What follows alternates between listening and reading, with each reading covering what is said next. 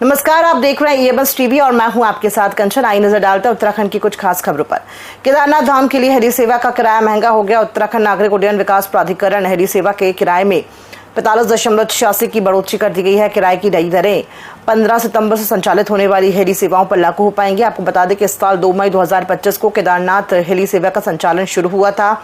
शुरुआत में उत्तरकाशी व केदार घाटी में हेलीकॉप्टर दुर्घटनाओं के चलते हेली सेवा का संचालन प्रभावित रहा, जिसके बाद इसको बंद कर दिया गया था। लेकिन अब सितंबर से हेली सेवा शुरू हो जाएगी। जब आपका 30% शटल ऑपरेशन या सॉर्टीज़ आपकी जब कम होंगी तो उस कंडीशन में जो उनके इकोनॉमिक लॉसेस हैं वो कहीं ना कहीं ऑपरेशंस को वायबल बनाने में उनके लिए इश्यूज़ आ सकते हैं। तो वही एक बेसिक रीज़न है, जिस रीज़न से कंपेलिंग रीज़न है, जिस रीज़न से थोड़ा सा प्राइस इंक्रीज हो रहा है। कितना इंक्रीज है? 49% के आसपास का इंक्रीमेंट है, जो कि 8 जैसे पहले के टिकट्स जो थे वो 6,000 और 8,000 के, और अभी के जो टिकट्स हैं वो 8,500 और 12,000 के आसपास में। सुप्रीम कोर्ट के आदेश के बाद उत्तराखंड में 15,000 से अधिक शिक्षकों की नौकरी पर संकट खड़ा हो गया है। अदालत ने 2011 से पहले नियुक्त सभी शिक्षकों के लिए शिक्षक पात्रता परीक्षा अनिवार्य कर दी है।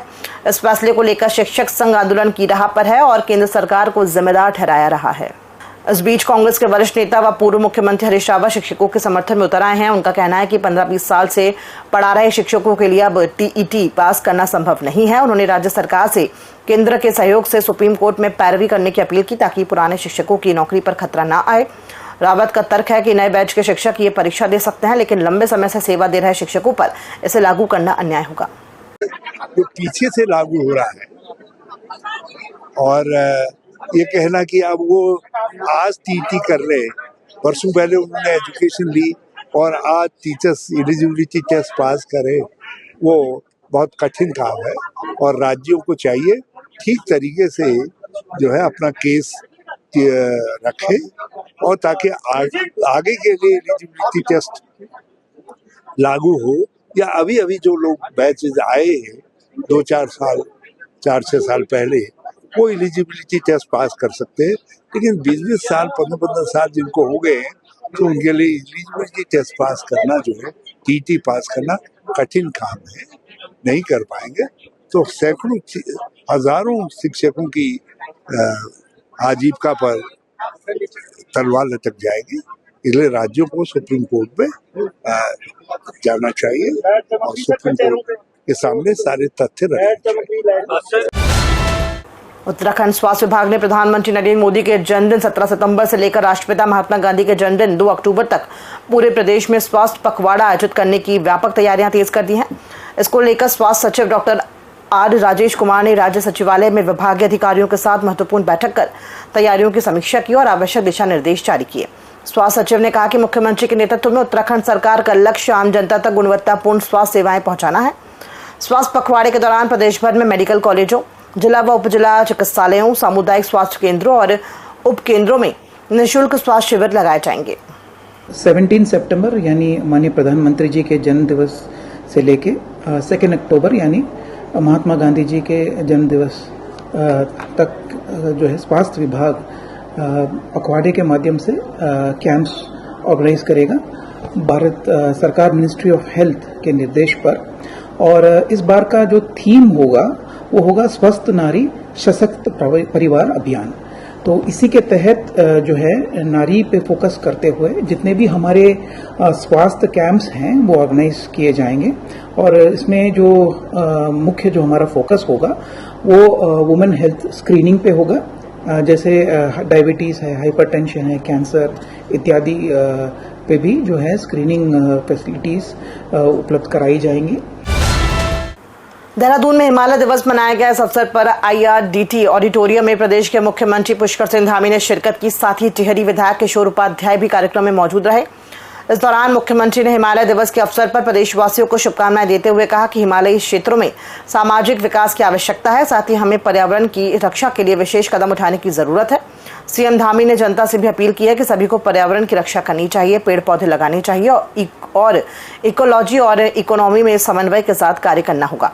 भावी पीढ़ियों के लिए हिमालय की सुंदरता और जैव विविधता को संरक्षित रखना हम सबका दायित्व है। हिमालय हमारे जीवन से जुड़ा विषय होने के नाते इसके संरक्षण का दायित्व भी हम सभी का है। पर्यावरण संरक्षण उत्तराखंड वासियों के स्वभाव में है।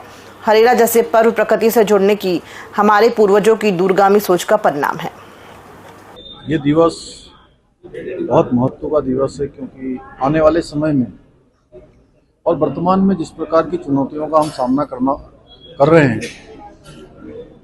निश्चित रूप से हम सबको आज के दिन ये संकल्प लेना होगा कि हम पूरे वर्ष भर प्रकृति के संरक्षण के लिए, हिमालय के संरक्षण के लिए काम करेंगे। और इसीलिए हमने ये तय किया है कि 2 सितंबर प्रत्येक वर्ष बुग्याल दिवस के रूप में मनाने का हमने निर्णय लिया है। और बुग्याल दिवस से लेकर हिमालय दिवस तक लगातार 1 सप्ताह तक, एक दिन हवा के लिए, एक दिन पानी के लिए, एक दिन जमीन के लिए, एक दिन वनों के लिए, एक दिन मिट्टी के लिए, एक दिन पहाड़ से मैदान तक जनजीवन के लिए, इन दिनों को हम जो है एक दिन इनके नाम पर हम इसको मनाएंगे। और प्रत्येक दिन और प्रत्येक वर्ष भर हमारे ये कार्यक्रम चलेंगे। इसके लिए हमने एक समिति भी बनाई है, वो समिति भी काम करेगी।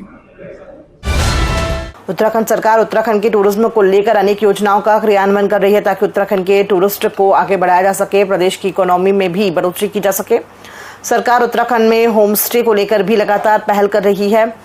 बाहरी राज्यों से आने वाली टूरिस्ट को अच्छी सुविधा दी जाए, इसको लेकर भी लगातार मंथन किया जा रहा है। सरकार के टूरिज्म विभाग द्वारा एक निजी होटल में कार्यक्रम किया गया जिसमें उत्तराखंड के टूरिज्म को लेकर बातचीत की गई।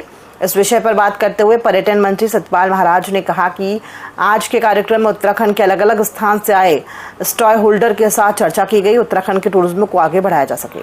बहुत सुंदर कार्यक्रम था, उसमें सभी हमारे जो स्टेक होल्डर्स हैं सभी पार्टिसिपेट कर रहे हैं। उसमें विचार विमर्श हुआ, हमने भी अपने आइडियाज़ दिया। हमने इस समय काफ़ी शाक्त है, वैष्णव सर्किट है, नवग्रह सर्किट है, विवेकानंद सर्किट है, महाशु सर्किट है, गोलजू सर्किट है, सब बाकी चर्चा की है और कहा थोड़ा सा डाइवर्सिफाई करिए और भी जो हमारे सुरभ्य स्थान है वहाँ पर यात्रियों को ले जाने का प्रयास किया जाए।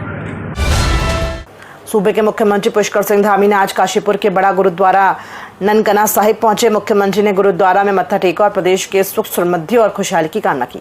इसके उपरांत उन्होंने गुरुद्वारा पहुंचकर माननीय मुख्यमंत्री ने गुरु तेग बहादुर जी के चरणों में शत नमन करते हुए गुरु तेग बहादुर जी के 350वें शहीदी दिवस पर आयोजित शिरोमणि गुरुद्वारा प्रबंधक कमेटी अमृतसर द्वारा आसाम से अमृतसर तक नगर कीर्तन में आए सभी संगत सदस्यों और उपस्थित महानुभावों का देवभूमि उत्तराखंड के समस्त नागरिकों की ओर से हार्दिक स्वागत और अभिनंदन किया।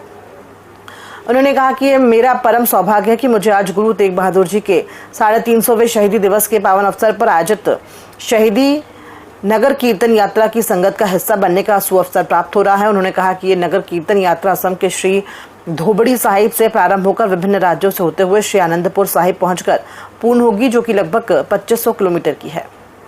गुरु तेग बहादुर जी के शहीदी दिवस पर कीर्तन नगर कीर्तन यहाँ पहुंची है। आसाम से चलकर आज ननकाना साहब उत्तराखंड काशीपुर में आए।